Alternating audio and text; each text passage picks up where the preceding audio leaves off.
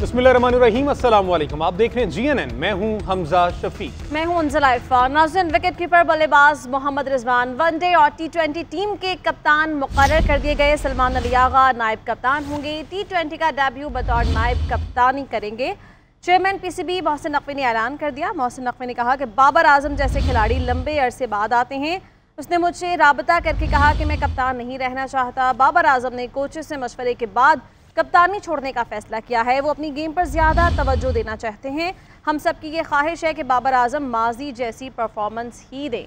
दौरे ऑस्ट्रेलिया और जिम्बाब्वे के लिए कौमी स्क्वाड का ऐलान भी कर दिया गया। मोहम्मद रिजवान, बाबर आजम, अब्दुल्ला शफीक, हारिस रऊफ, कामरान गुलाम और सलमान आगा शामिल। T20 स्क्वाड में उस्मान खान, सुफियान मुकीम, साहिबजादा फरहान और उमैद बिन यूसुफ शामिल। जिम्बाब्वे के खिलाफ सीरीज में बाबर आजम, शाहीन और नसीम को आराम दिया जाएगा।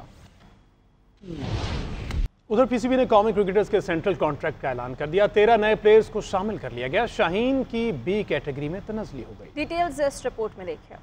PCB ने नए सेंट्रल कॉन्ट्रैक्ट का ऐलान कर दिया। मोहम्मद रिजवान और बाबर आजम A कैटेगरी में बरकरार। शाहीन की B में तनज़्ज़ुली हो गई। 13 क्रिकेटर्स की फहरिस्त से छुट्टी। 5 इमर्जिंग प्लेयर्स को एंट्री मिल गई। कामरान गुलाम, साजिद खान और नौमान अली को भी शानदार कारकर्दगी का सिला मिल। नए कॉन्ट्रैक्ट में 25 क्रिकेटर्स को ऑफर की गई है। नसीम शाह B कैटेगरी का हिस्सा होंगे। शान मसूद की B कैटेगरी में शमूलियत कप्तानी से मशरूत रखी गई है। अब्दुल्ला शफीक, शादाब, इब्रार, आगा सलमान, सऊद शकील, हारिस रऊफ, साइम को C कैटेगरी मिल गई है। Aamir Jamal, Waseem junior, Mohammad Huraira, Mir Hamza, Khurram Shahzad, Mohammad Ali, Usman Khan, Irfan Niazi, Hasibullah, Abbas Afridi D category का हिस्सा होंगे। साबिक कप्तान सरफराज अहमद समेत इमामुल हक, फखर, मोहम्मद नवाज, इमाद वसीम नए कॉन्ट्रैक्ट से बाहर हो गए हैं। हसन अली, शाहनवाज जहानी, जमान, फहीम अशरफ, उसामा मीर, एहसानुल्लाह, इफ्तिखार और मोहम्मद हारिस को भी फहरिस्त से निकाल दिया गया है। नए कॉन्ट्रैक्ट का इत्तलाक 1 जुलाई 2024 से 1 साल के लिए होगा।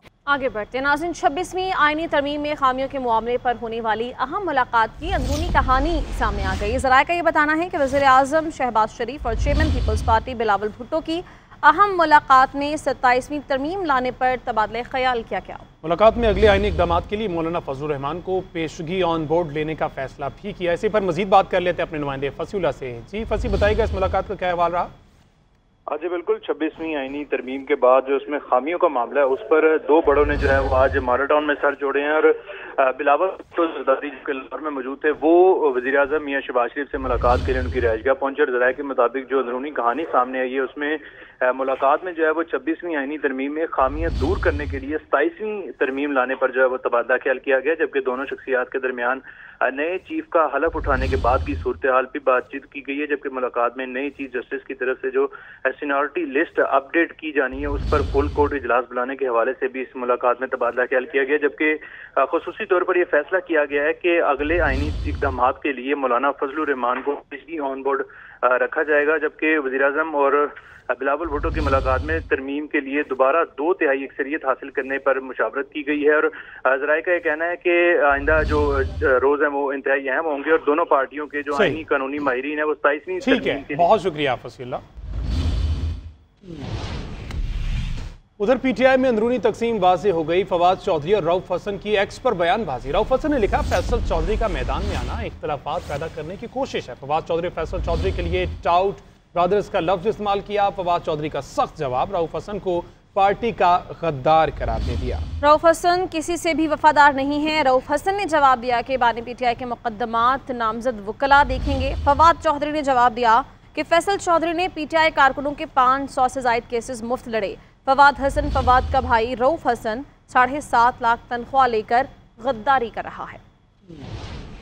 PTI के अंदरूनी इख्तिलाफात सामने आने लगे। फवाद चौधरी और रऊफ हसन में ट्विटर पर शदीद लफ्जी लड़ाई। रहनुमा तहरीक इंसाफ रऊफ हसन ने कहा है कि फैसल चौधरी का मैदान में आना PTI में इख्तिलाफात पैदा करने की मजमूम कोशिश है। जवाब में फवाद चौधरी ने रऊफ हसन को पार्टी का गद्दार करार दे दिया। कहा कि रऊफ हसन ने सोशल मीडिया टीम और कारकुनान की मालूमात फराहम की। इन मालूमात की बुनियाद पर ही सैकड़ों कारकुनान को गिरफ्तार किया गया। फैसल चौधरी भी बोले, PTI की लीगल टीम टीम खुद कुछ करती है न किसी और को कुछ करने देती है। रऊफ हसन ने जवाब दिया, बानी पीटीआई के तमाम मुकदमात पार्टी की तरफ से नामजद करदा वकला ही देखेंगे। फवाद चौधरी ने कहा, फैसल चौधरी ने पीटीआई कारकुनान के 500 से जायद मुकदमात लड़े हैं। फवाद हसन का भाई रऊफ हसन 7.5 लाख तनख्वाह लेकर गद्दारी कर रहा है। लग रहा है कि बानी पीटीआई को रिलीफ मिल जाएगा। वज़ीर इत्तलाआत सिंध शजील मेमन का दावा, कहा कि गोल्डस्मिथ लॉबी सरगर्म हो गई, बानी को हीरो और मजलूम बनाकर पेश किया जा रहा है।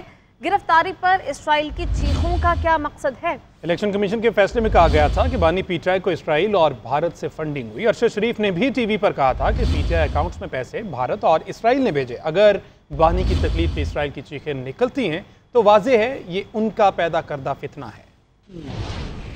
तो पाकिस्तान पीपुल्स पार्टी की हुकूमत सिंध का हमेशा ये कोशिश रही है कि पूरे सिंध में खिदमत की जाए, सिंध के अवाम के लिए खिदमत की जाए। कल को कोई इंसान जिंदा है या नहीं है, लेकिन आपकी जो आइंदा नस्लें हैं वो आपको अच्छे अल्फाजों में याद करके जाएं। सिर्फ प्रोपेगेंडाज की हद तक जो है वो चीजें ना चले। अनफॉर्चुनेटली हमारे पास प्रोपेगेंडा और नेगेटिविटी को ज्यादा प्रमोट किया जाता है। इमरान खान के लिए इसराइली लॉबी संजीदगी के साथ काम कर रही है पूरी दुनिया में। दूसरी तौर पर इस वक्त अमेरिका में भी गोल्डस्मिथ लॉबी जो है सरगर्म अमल है, और अभी भी रिसेंटली जो एक सिग्नेचर्स कुछ उनके पार्लियामेंटेरियंस ने की हैं, कोई रेजोल्यूशन लेके आना चाह रहे हैं इमरान खान के हक में। तो ये वही इमरान खान साहब थे जो कहते थे कि जी हम कोई गुलाम नहीं है, और एक साजिश के तहत बकौल उनको हटाया गया। तो वो जो साजिश जिसका वो जिक्र कर रहे थे और जिस मुमालिक का जिक्र कर रहे थे, आज उसी मुमालिक में के पैरों पे गिरी हुई है पीटीआई की लीडरशिप। रिलीफ दिया जाए। As a worker of Peoples Party हम नहीं चाहते किसी की भी माँ बहन या बेटी जो है वो कभी जेल में जाए। मौलाना फजल रहमान साहब निहायत ही काबिल एहतराम और एक मोतबर सियासी शख्सियत है। कभी भी जो है फुल स्टॉप नहीं लगाते, वो बातचीत के दरवाजे बंद नहीं करते, वो डायलॉग पे यकीन रखते हैं। बिस्मिल्लाहिर्रहमानिर्रहीम, अस्सलाम वालेकुम। आप देख रहे हैं जीएनएन, मैं हूं हमजा शफीक। मैं हूं अंजला इरफान। नाज़रीन, विकेट कीपर बल्लेबाज मोहम्मद रिजवान वनडे और टी20 टीम के कप्तान मुकर्रर कर दिए गए। सलमान अली आगा नायब कप्तान होंगे। टी20 का डेब्यू बतौर नायब कप्तानी करेंगे।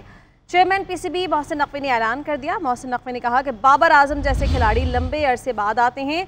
उसने मुझसे राबता करके कहा कि मैं कप्तान नहीं रहना चाहता। बाबर आजम ने कोचेस से मशवरे के बाद कप्तानी छोड़ने का फैसला किया है। वो अपनी गेम पर ज़्यादा तवज्जो देना चाहते हैं।